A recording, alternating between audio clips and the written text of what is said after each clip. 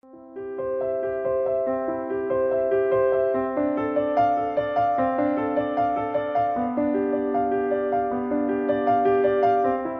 príncipe de los predicadores, Charles Spurgeon.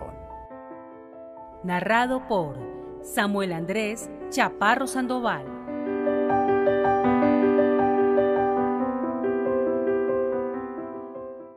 Buenas obras. Un sermón predicado la mañana del domingo 16 de marzo 1856 por Charles Haddon Spurgeon en la capilla de New Park Street, Southwark, Londres. Celoso de buenas obras. Tito capítulo 2, versículo 14. No tenemos miedo de inculcar en ustedes un espíritu legalista por lo que vamos a decir, pues creemos que después de nuestras frecuentes exhortaciones apoyadas por el Espíritu Santo para que eviten cualquier cosa que semeje confianza en sus buenas obras, no sentimos temor que nos malinterpreten como para suponer que, cuando hablamos de buenas obras hoy, queremos de alguna manera que se imaginen que estas buenas obras pueden promover su eterna salvación. Nos esforzamos aquí arduamente el domingo antepasado para enseñarles la diferencia entre los dos pactos, el pacto de gracia y el pacto de obras. Les ruego que traten de recordar lo que dijimos en esa ocasión.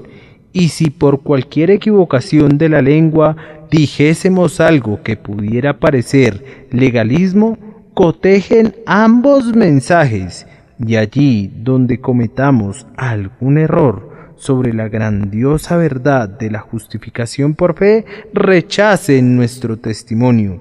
Celoso de buenas obras. Hay algunos que nos oyen predicar alta doctrina y nos escuchan declarar constantemente que por gracia somos salvos por medio de la fe, y esto no de nosotros, pues es don de Dios. Por lo tanto, suponen que no podemos predicar sobre buenas obras y que no podríamos predicar un buen sermón de exhortación a los cristianos para que vivan en santidad.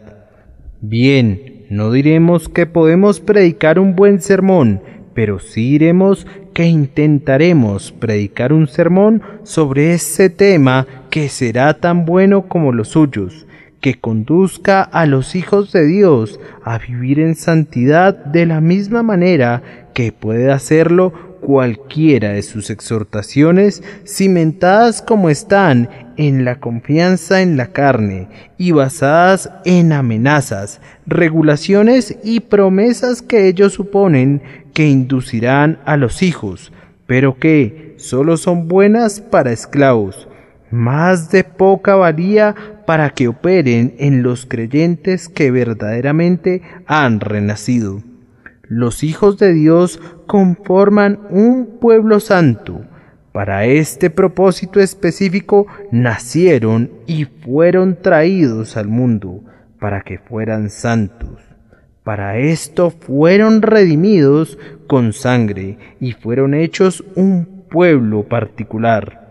El propósito de Dios en la elección, el fin de todos sus propósitos, no se ve cumplido mientras no se conviertan en un pueblo celoso de buenas obras. Ahora, esta mañana, primero que nada, les hablaremos de la naturaleza de las buenas obras, pues hay muchas cosas llamadas buenas obras que no lo son en lo absoluto. En segundo lugar, vamos a rastrear a las buenas obras hasta sus orígenes. Vamos a descubrir de dónde provienen las buenas obras. En tercer lugar, intentaremos mostrarles el uso de las buenas obras y vamos a concluir procurando demostrar que nuestras doctrinas de la gracia que discrimina, que distingue la gracia inmerecida, tienen influencia para convertirnos a los creyentes en ellas, en celosos de buenas obras. Entonces, en primer lugar, estamos a punto de contestar la pregunta: ¿qué son las buenas obras?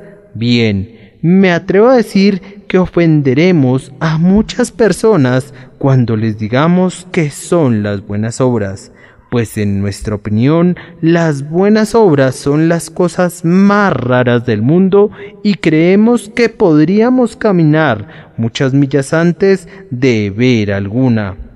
Usamos la palabra buenas en un sentido propio. Hay muchas obras que son lo suficientemente buenas entre un hombre y otro, pero vamos a usar hoy la palabra buenas en un sentido más elevado, concerniente a Dios.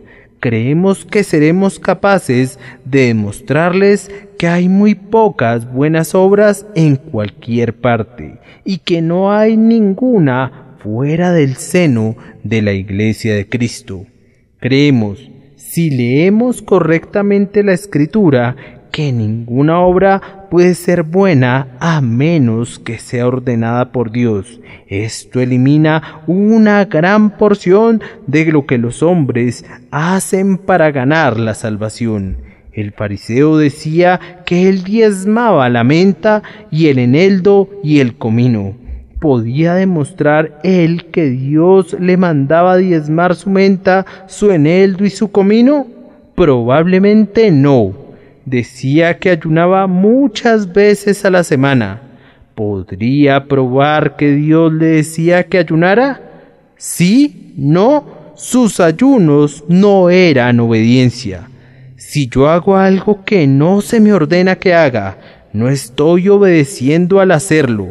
Vanas, entonces, son todas esas pretensiones de los hombres que, mortificando sus cuerpos, negando su carne, haciendo esto, eso o lo de más allá, pueden ganar el favor de Dios.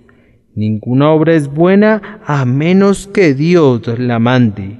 Un hombre puede construir una larga hilera de hospicios, pero si los construye sin referencia al mandamiento, no ha hecho ninguna buena obra.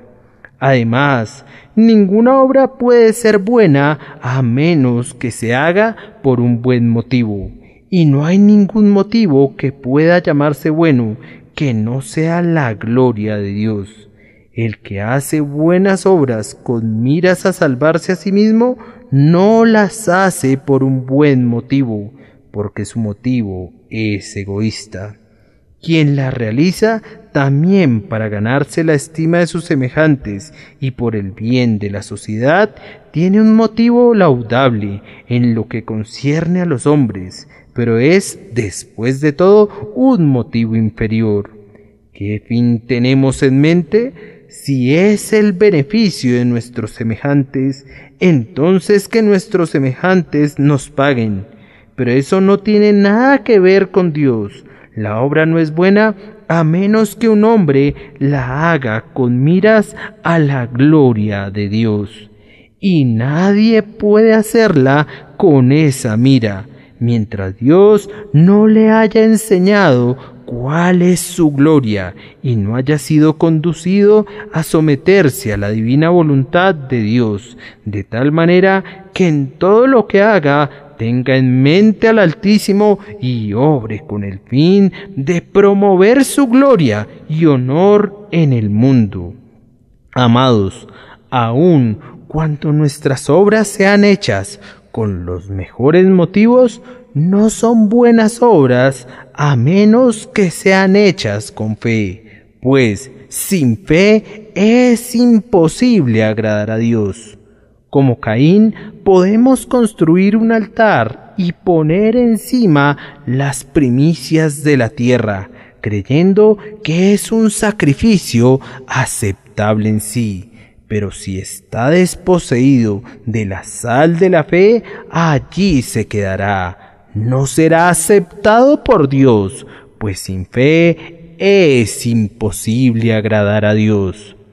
Tráiganme un hombre que toda su vida haya estado agotando su salud y su fortaleza por sus semejantes. Consíganme un funcionario público que haya cumplido plenamente con su responsabilidad, que haya trabajado día y noche hasta afectar su salud, porque estaba convencido que Inglaterra espera que todo hombre cumpla con su deber y deseaba hacerlo. Tráiganme a ese hombre, déjenme ver todas sus obras de caridad, permítanme ser testigo de la benevolencia más pródiga, de la generosidad más abundante. Díganme que, con una fidelidad consistente, él ha trabajado siempre por su país. Y luego, si no puede responder esta pregunta, ¿crees tú en el Hijo de Dios? Estaré obligado a decirle con toda honestidad que no ha hecho una solitaria obra buena en toda su vida, en lo que concierne a Dios. Más aún, cuando tenemos fe en Dios y hacemos todas nuestras obras por el mejor de los motivos, aún entonces no tenemos ninguna solitaria buena obra, mientras no sea rociada sobre ella la sangre de Cristo. Mirando todo lo que hemos hecho a lo largo de nuestras vidas, podemos encontrar una solitaria cosa que nos atrevemos a llamar buena si no ha sido rociada sobre ella la sangre de Cristo. Concedamos que haya algo bueno en ella, pues el Espíritu la obró en nuestras almas. También hay mucho de malo en ella, pues aún nuestros mejores ejercicios son terriblemente estropeados, viciados y arruinados por los pecados e imperfecciones que hay en ellos, por lo que no nos atrevemos a llamarlos buenos, mientras Jesús no los haya rociado con su sangre y no haya quitado la mancha. Oh, cuán a menudo he pensado, ahora sí he trabajado arduamente para predicar la palabra de Dios. No me he reservado en ningún momento delante de amigos o enemigos, y espero haber declarado todo el consejo de Dios. Y sin embargo, amados, ¿cuántos de esos sermones no han sido buenas obras en lo absoluto, porque no estaba buscando la honra de mi Señor en el momento, o porque no había fe involucrada en ellos, sino que los prediqué en un marco de desaliento, abatimiento o desdicha? O tal vez, incluso en mi objetivo de ganar almas, he tenido una meta natural, pues temo que a menudo tenemos un motivo incluso perverso cuando nos regocijamos al ver convertidas a las almas. ¿Cómo es honrarnos a nosotros mismos para que el mundo diga: vean cuántas almas son llevadas a Dios por su medio? Y aun cuando la Iglesia se reúne para llevar a cabo buenas obras, ¿acaso no han observado que algo egoísta se cuela furtivamente? Un deseo de exaltar a nuestra propia Iglesia, de glorificar a nuestro propio pueblo y hacernos poderosos nosotros mismos. Amados, estoy seguro que si se sientan y desmenuzan sus buenas obras, encontrarán muchas costuras malas en ellas que requerirán ser descosidas para ser cosidas de nuevo. Hay tantas manchas y borrones en lo tocante a ellas que necesitarán ser lavadas en la sangre de Cristo para hacerlas buenas para algo. Y ahora, amados, ¿creen que tienen algunas buenas obras? Oh, responderán: me temo que yo no tengo muchas. Es más, sé que no las tengo. Pero gracias a su amor, quien aceptó a mi persona en Cristo, acepta mis obras por medio de Cristo. Y quien me bendijo en él para que fuese un vaso escogido, ha tenido el agrado de aceptar eso que él mismo echó en el vaso, para alabanza de la gloria de su gracia, con la cual nos hizo aceptos en el amado. Y ahora, ustedes que son moralistas, que han confiado en ser justos, si lo he dicho es verdad, ¿en qué se ha convertido su santidad? Tú dices: Yo soy un hombre caritativo, te concedo que lo eres. Te digo que vayas y apeles a tus semejantes para que te paguen tu caridad. Dices, soy un hombre moral y consistente, un gran motivo de orgullo para el país. Si todos los hombres actuaran como lo hago yo, qué bueno sería para el mundo y para esta generación. Por supuesto que has servido a tu generación, entonces manda tu factura y que tu generación te pague. Te digo que has trabajado arduamente para nada, porque sembraste viento y torbellino segarás. Dios no te debe nada, no has vivido para honrarle. Debes confesar honestamente que no has llevado a cabo una sola acción con el deseo de agradarle. Has trabajado arduamente para agradarte a ti mismo. Ese ha sido el motivo más elevado que has tenido. Estabas convencido que si eras bueno irías al cielo y que si eras malo seguramente te irías al infierno. Has sido completamente egoísta de principio a fin. Concilia tus cuentas y sáldalas contigo mismo.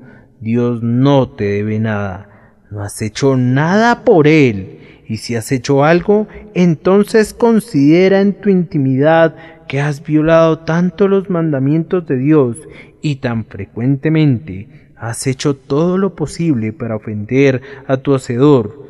Si eso fuera posible, que todas tus cuentas quedan reducidas a nada. Y en cuanto a tus buenas obras, ¿dónde están? ¿Dónde están? Se trata de un invento, una ficción, una risa, un sueño. ¿Acaso los pecadores hacen buenas obras? Para nada. Muy bien lo dijo Agustín. Según las conocemos, las buenas obras de los pecadores no son otra cosa que espléndidos pecados. Esto es aplicable a las mejores obras del mejor de los hombres que no tenga Cristo. No son otra cosa que pecados espléndidos, pecados embellecidos. Queridos amigos, que los perdone Dios por sus buenas obras. Tienen tan gran necesidad de ser perdonados por sus buenas obras como la tienen de ser perdonados por sus malas obras. Si están sin Cristo, pues yo considero que ambas categorías son muy semejantes, es decir, malas si fueran cribadas. Y ahora, en segundo lugar, ¿de dónde provienen las buenas obras?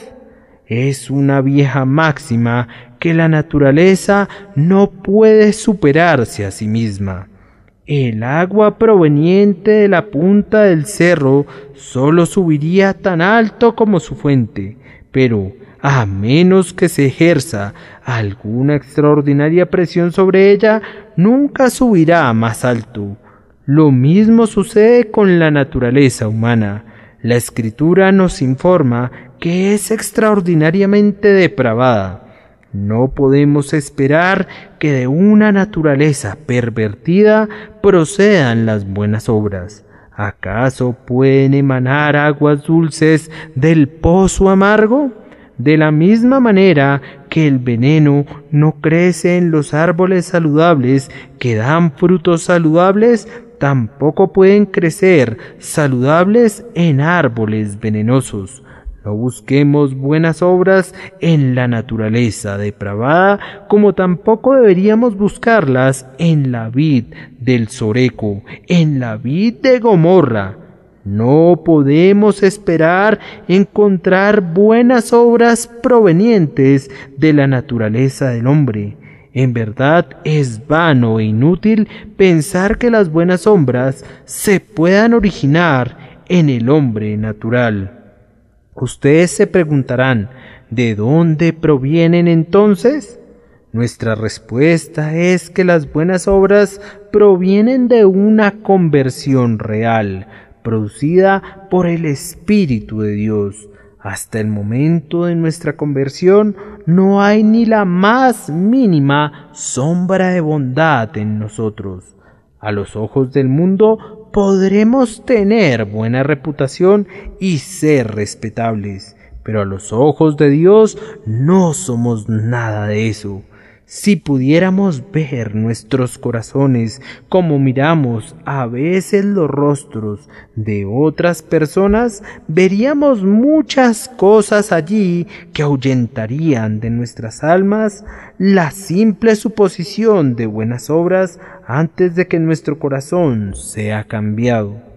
¿Cuántas cosas no hay en el mundo que ponemos sobre nuestras mesas y que incluso comemos, que si fueran puestas al microscopio tendríamos miedo de tocarlas, pues veríamos toda clase de criaturas repulsivas que trepan y se arrastran sobre ellas, cosas inconcebibles?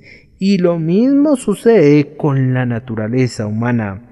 Una vez que el corazón humano es colocado bajo el microscopio de la Escritura y lo vemos con un ojo espiritual, lo vemos tan depravado e inmundo que quedamos muy convencidos que mientras no tengamos un nuevo corazón y un espíritu recto, sería tan imposible encontrar buenas obras en el hombre inconverso e injusto como ver fuego ardiendo en medio del océano.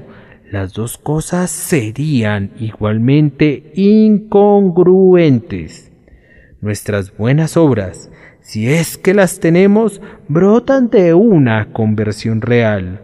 Además, emanan de una constante influencia espiritual ejercida sobre nosotros desde el tiempo de la conversión hasta la hora de la muerte. Ah, cristiano, tú no tendrías buenas obras si no tuvieras una influencia renovada día con día.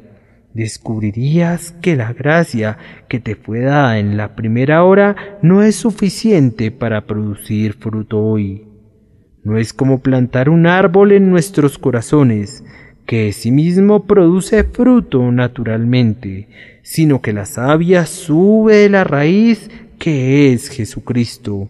Nosotros no somos árboles independientes, sino que somos pámpanos injertados en la vid viva.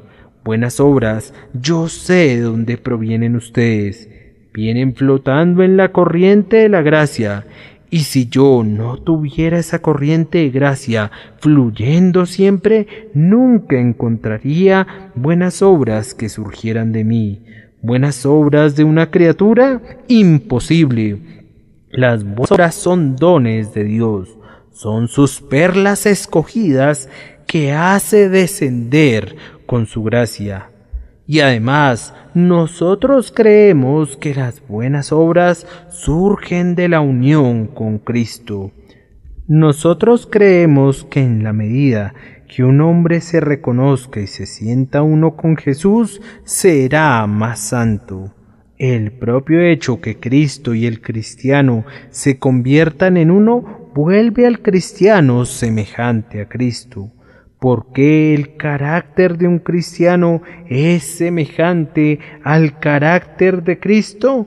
Únicamente por esta razón, porque Él es injertado y unido al Señor Jesucristo.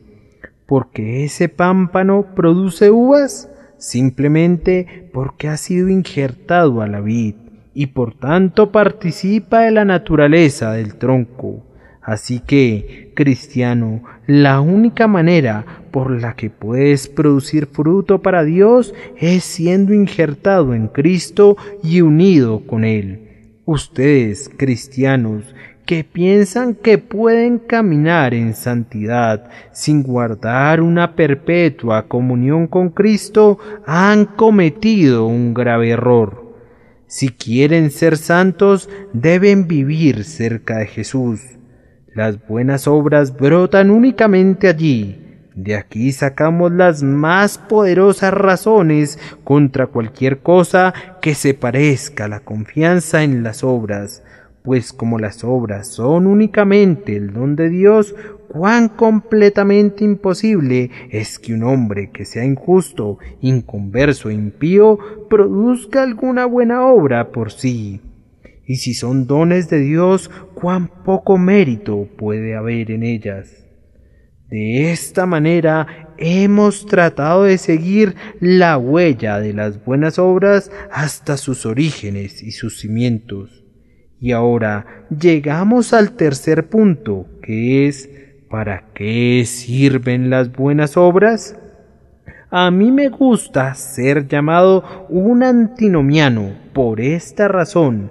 El término es aplicado generalmente a aquellos que sostienen firmemente la verdad y no la sueltan. Pero no me gustaría ser un antinominiano. No estamos en contra de la ley de Dios.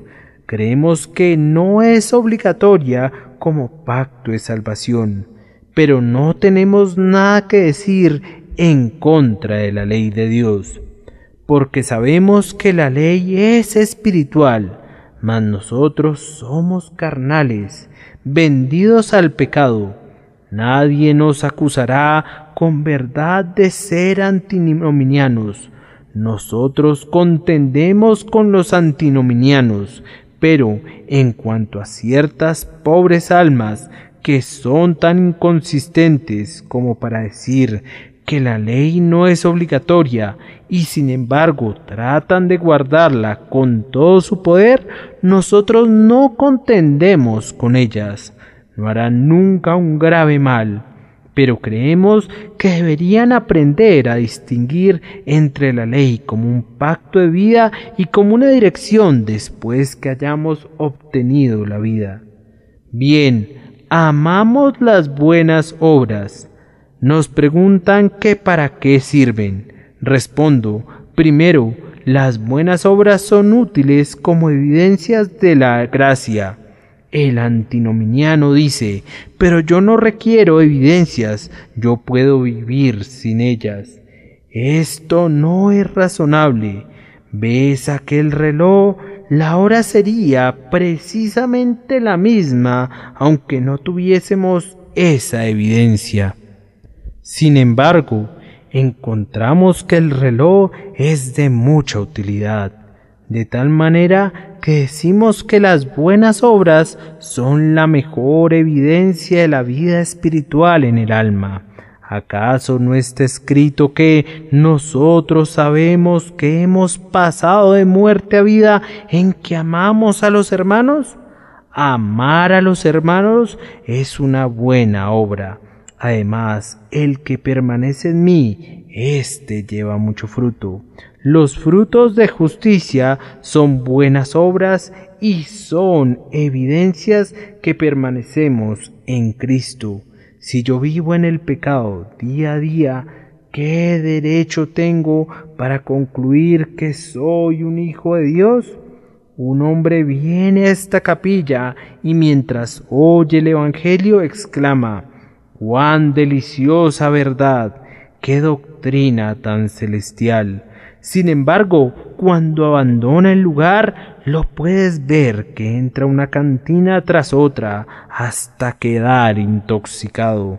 ¿Acaso este hombre tiene algún derecho de considerarse un heredero del cielo? El hombre que viene a la casa de Dios y bebe en banquete vinos refinados y luego se va y bebe su copa y goza de la compañía de los impíos, no da ninguna evidencia que es partícipe de la gracia divina. Dice, no me gustan las buenas obras. Por supuesto que no. Yo sé que no seré salvado por buenas obras. De esto estamos seguros, pues no tiene ninguna obra por la que puede ser salvo. Muchos están listos a decir: nada en mis manos traigo, simplemente a tu cruz me aferro. Creen que son hijos de Dios porque si bien no tienen buenas obras como decía, piensan que tienen fe. Ah, Señor, tú tienes fe y hay otro caballero igualmente tan respetable como tú que tiene fe. No te diré su nombre, pero él es mejor que tú, pues se nos informa que el que cree y tiembla, mientras que tú permaneces inconmovible a pesar de las más poderosas exhortaciones. Sí, ustedes que creen que son hijos de Dios, mientras viven en pecado, están en el más terrible error. No pueden haber engaño con la excepción del engaño del fariseo, que es más terrible que el engaño del hombre que piensa que el pecado y la gracia puede reinar conjuntamente. El cristiano tiene pecados del corazón, por lo que gime y se lamenta, pero en lo concerniente a su vida exterior, él es guardado de tal manera que el maligno no lo toca.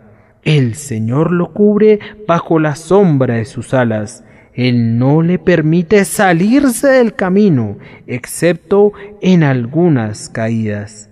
Las obras son las evidencias de nuestra fe. Por fe, nuestras almas son justificadas delante de Dios. Por obras, nuestra fe es justificada delante de nosotros mismos y de nuestros semejantes. En segundo lugar, creemos que las buenas obras son los testigos o el testimonio para otras personas de la verdad de lo que creemos. Cada cristiano fue enviado al mundo para ser un predicador y precisamente como cualquier otra criatura que Dios ha creado, siempre estará predicando acerca de su Señor. ¿Acaso el mundo entero no predica a Dios? ¿Acaso las estrellas, mientras están brillando, no miran desde el cielo y dicen que hay un Dios? ¿Acaso los vientos no entonan el nombre de Dios en sus poderosos aullidos? ¿Acaso las olas no murmuran ese nombre sobre la costa y el trueno no lo hace en las tormentas? ¿Acaso las aguas y los campos, los cielos y las llanuras, las montañas y los valles, los arroyos y los ríos, no hablan todos de Dios? Lo hacen con toda seguridad. Y una criatura nacida de nuevo, el hombre creado en Cristo, debe predicar a Cristo donde quiera que vaya. Este es el uso de las buenas obras. Predicará, no siempre con su boca, sino con su vida. El uso de las buenas obras es que son el sermón de un cristiano. Un sermón no es el que un hombre dice, sino lo que hace. Los que practican están predicando. No es predicar y practicar, sino que es practicar y es predicar. El sermón que es predicado con la boca se olvida pronto, pero lo que predicamos mediante nuestra vida nunca se olvida. No hay nada como una práctica fiel y una vida santa si queremos predicarle al mundo. La razón por la que el cristianismo no avanza a pasos más agigantados es simplemente esta, que quienes profesan la fe son en gran medida una deshonra para la religión, y muchos de aquellos que se han unido a la Iglesia no tienen más piedad que los que están fuera de ella. Si yo predicara un sermón tan contradictorio un domingo como algunos de ustedes lo han predicado la mayor parte de sus vidas, al salir dirían: no regresaremos más hasta que él no sea un poco más consistente consigo mismo. Hay una diferencia hasta en el propio tono de voz de algunas personas cuando están en la capilla, sumidas en oración, que cuando están en el taller difícilmente las podríamos considerar las mismas personas. Fuera con su inconsistencia, profesantes. Cuídense que sus inconsistencias no borren su evidencia, y de no ser encontrados manifestando no inconsistencia, sino la más terrible consistencia al vivir en el pecado y la iniquidad, y por tanto siendo consistentes en la hipocresía.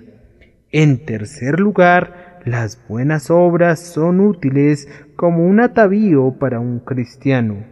Todos ustedes recordarán ese pasaje de las Escrituras que nos dice cómo debe ataviarse una mujer. Vuestro atavío no sea el externo de peinados ostentosos, de adornos de oro o de vestidos lujosos, sino el interno, el del corazón, en el incorruptible ornato de un espíritu afable y apacible, el atavío de las buenas obras, el atavío con el que esperamos entrar en el cielo, es la sangre y la justicia de Jesucristo, pero el adorno de un cristiano aquí abajo es su santidad, su piedad, su consistencia. Si algunas personas tuvieran más piedad, no requerirían de un vestido tan llamativo. No tendrían necesidad de maquillarse siempre para distinguirse. Los mejores aretes que puede usar una mujer son los aretes de oír la palabra con atención. El mejor de los anillos que podamos usar en nuestro dedo es el anillo que el Padre puso en el dedo del Hijo pródigo cuando fue traído de regreso. Y la mejor ropa que podremos usar jamás es la vestidura confeccionada por el Espíritu Santo, el vestido de una conducta consistente. Pero es maravilloso que, mientras muchos están tomándose todas las molestias para arreglar este pobre cuerpo, tienen muy pocos atavíos para su alma. Olvidaron vestir su alma. ¡Oh, no! Llegaron muy tarde a la capilla, todo debido a ese otro prendedor del que podrían haber prescindido.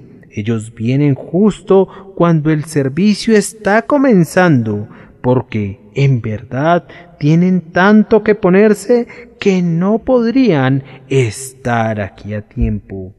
Y hay hombres y mujeres cristianos que olvidan lo que Dios ha escrito en su palabra, tan verdadero ahora como lo ha sido siempre, que las mujeres deben arreglarse con modestia. Tal vez sería algo bueno que regresáramos a la regla de Wesley, es decir, abandonar el atavío del mundo y vestirnos tan sencilla y nítidamente como los cuáqueros, aunque ellos tristemente han abandonado su primera simplicidad.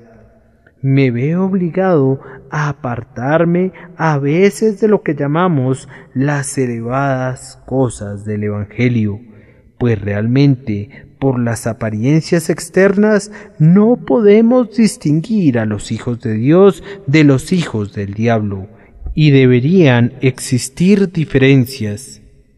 Debería haber alguna distinción entre los unos y los otros, y aunque la religión permite la distinción de rango y vestido, sin embargo, todo en la Biblia clama contra el hecho que nos ataviemos y nos volvamos orgullosos en razón de la belleza de nuestro atavío.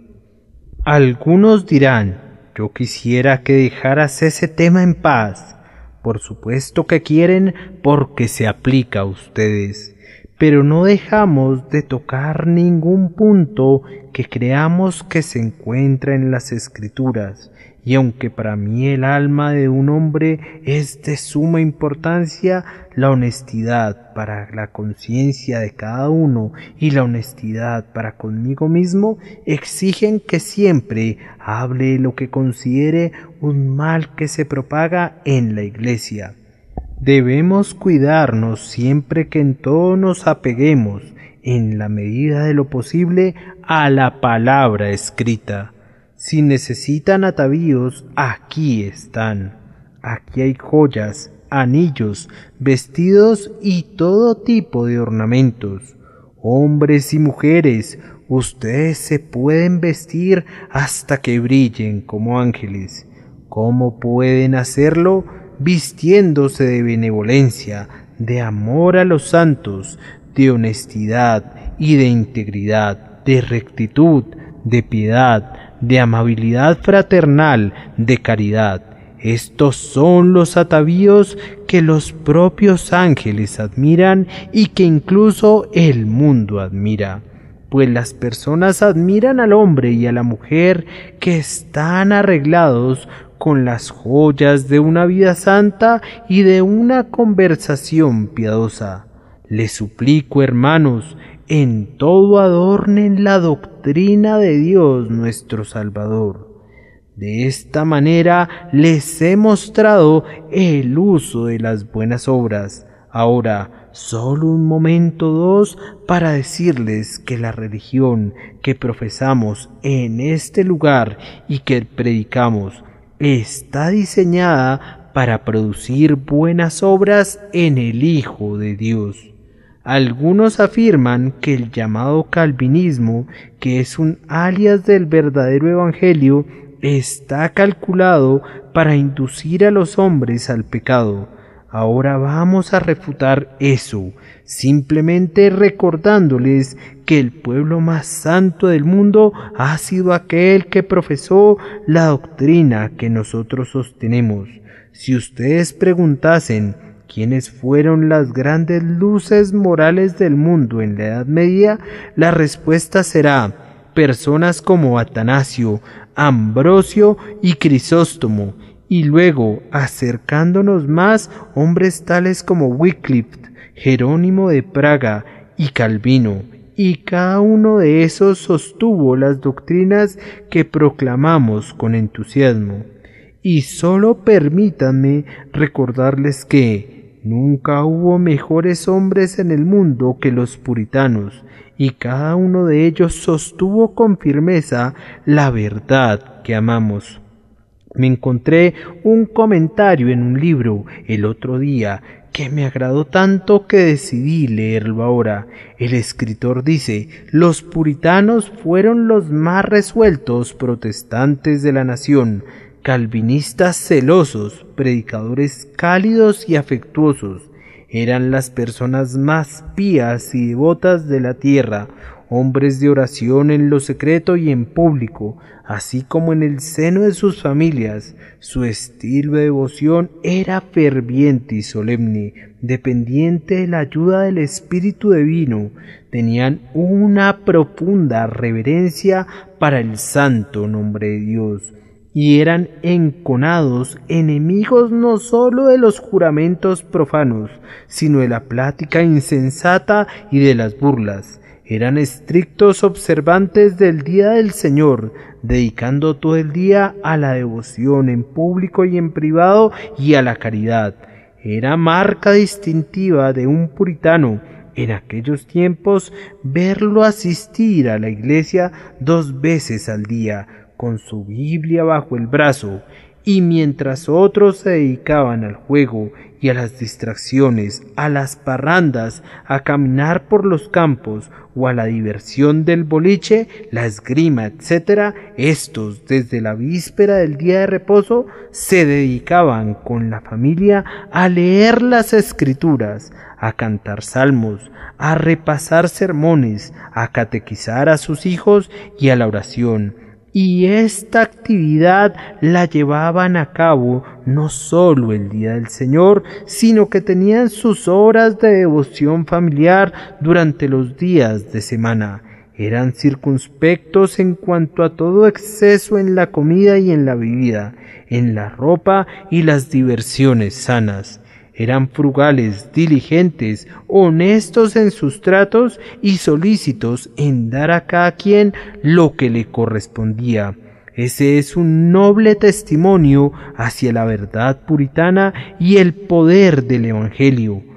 Un sabio infiel dice que los calvinistas y jansenistas, cuando son comparados con sus antagonistas, se han destacado, no en menor grado, en las virtudes más rígidas y respetables. Ellos han sido un honor para su propia época y el mejor modelo de imitación para las generaciones sucesivas.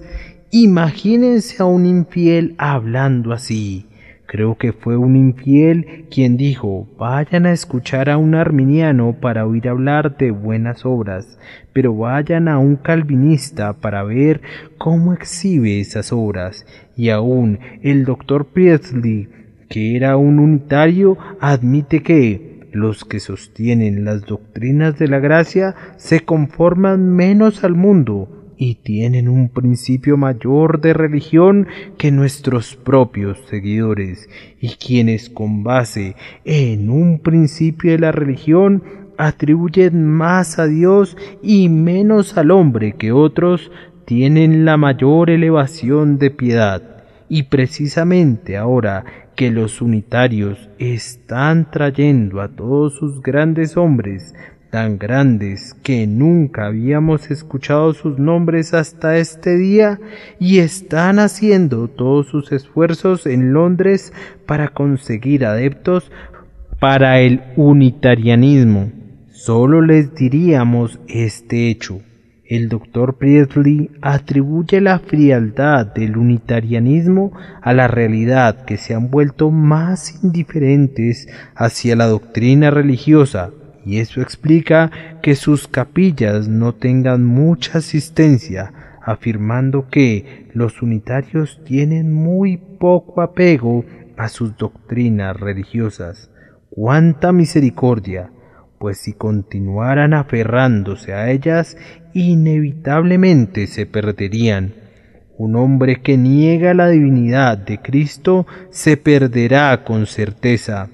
Es inútil que afirmen ser cristianos. Muy bien podrían afirmar que son santos ángeles. La mejor prueba que puedo ofrecerles de la santa influencia de nuestras doctrinas es este grandioso hecho, a saber, que en cada época aquellos que han sostenido las doctrinas de la gracia han mostrado en sus vidas una santa conducta y una santa conversación. Pero además, al recorrer rápidamente las doctrinas, preguntamos: ¿qué podría hacer más santos a los hombres que las verdades que predicamos? ¿No les enseñamos acaso que Dios ha elegido para sí un pueblo que debe ser santo? ¿Es esa una doctrina perversa? ¿No les decimos que Dios ha elegido para sí un pueblo que en este mundo publicará su alabanza por su vida santa? ¿Es esa una doctrina impía? Y les hemos dicho que el Espíritu Santo les da un nuevo corazón y un espíritu recto, y que se requiere algo más de lo que ustedes podrían hacer, que son incapaces de llevar a cabo las cosas buenas que Dios espera de ustedes. Por lo tanto, Dios, el Espíritu, debe renovarlos.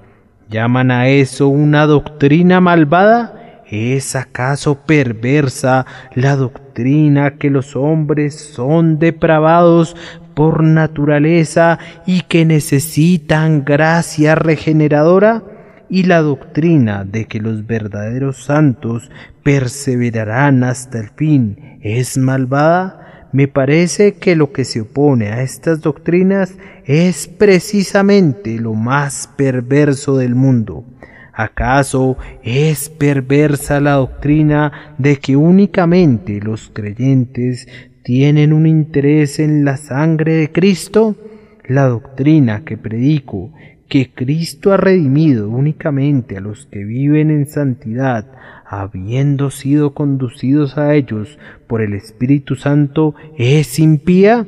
No lo creo. Retamos a todos aquellos a quienes les encanta hablar en contra de nuestras doctrinas que demuestren que una sola de ellas tiene algún componente impío.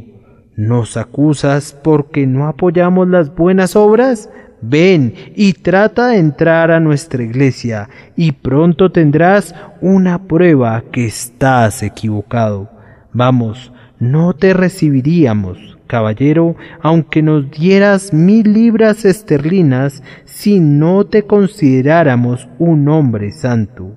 Si no tienes buenas obras, pasará mucho tiempo antes de que te recibamos, y si vivieras en el pecado y en la injusticia, y te introdujeras subrepticiamente en nuestra iglesia, saldrías en una semana, pues pronto sería reportado al pastor y a los diáconos, y podrías comprobar que sostenemos la necesidad de las buenas obras.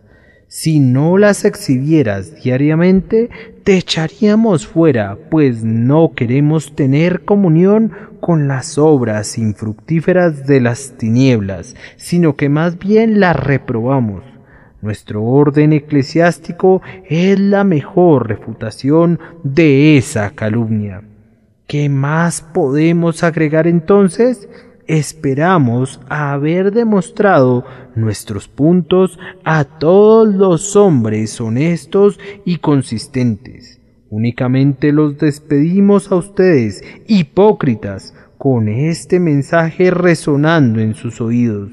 Si alguno no tiene el Espíritu de Cristo, no es de él. A menos que vivan según Cristo, no estarán con Cristo al final. Si su espíritu no es santificado en este mundo, Dios no los santificará cuando vengan delante de su trono.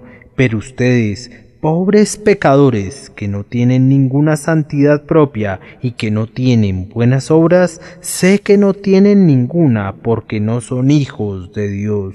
¿Sienten que no las tienen? Vengan entonces y Cristo les dará algo. Él se dará a sí mismo a ustedes. Si creen en el Señor Jesús, Él les lavará de todos sus pecados, les dará un nuevo corazón, y de aquí en adelante la vida de ustedes será santa, su conducta será consistente. Él les guardará hasta el fin, y con toda certeza serán salvos. Que Dios bendiga este testimonio para cualquiera que esté viviendo en pecado, para que pueda ser rescatado de él por Cristo nuestro Señor. Amén.